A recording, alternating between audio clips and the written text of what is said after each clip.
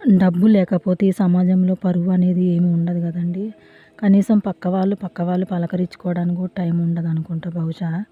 ఈ మాట నేను ఎందుకు చెప్తున్నానంటే, నాకు మా ఆయనకి యాక్సిడెంట్ అయ్యి మేము హాస్పిటల్‌లో 2 డేస్ ఉండేసరికి ఏ ఇంటికాడ పిల్లలు, అక్కడ నేను ఉండేసరికి కనీసం ఇంటికాడ పిల్లలు తినటానికి తిండి లేదు, ఏమీ లేదు. ఏం తింటున్నారో, ఎట్లా పండుకుంటున్నారో అక్కడ నాకు ఆలోచన.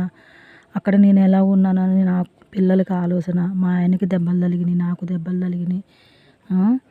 ఈ సమాజం ఎలా ఉందంటే కనీసం పిల్లలు చూసుకోవడానికి కాదు. మేము ఇద్దరం హాస్పిటల్‌లో ఉంటే కనీసం ఎలా ఉన్నారు, ఏంటని పలకరించే దిక్కే లేకుండా పోయిందండి. సాయంత్రం అయితే ఇంటికొచ్చి పనంతా చేసుకొని, అలానే నొప్పులతోటి కర్రీ అయితే వండుకొని, పిల్లలకైతే కడుపు నిండా నేను అన్నం పెట్టి, ఇల్లు వాకిలి ఊడ్చుకొని, గిన్నెలు తోముకొని, బట్టలు ఉతుక్కొని, వంట చేసుకొని, అది పొయ్యి మీద మేము వంట చేసుకొని తిని పడుకునేసరికి ఇంత లేట్ అయిందండి. నా వీడియో గాని నచ్చితే లైక్ చేయండి, షేర్ చేయండి. అలానే చిన్న లైక్ అయితే ఇయ్యండి ప్లీజ్.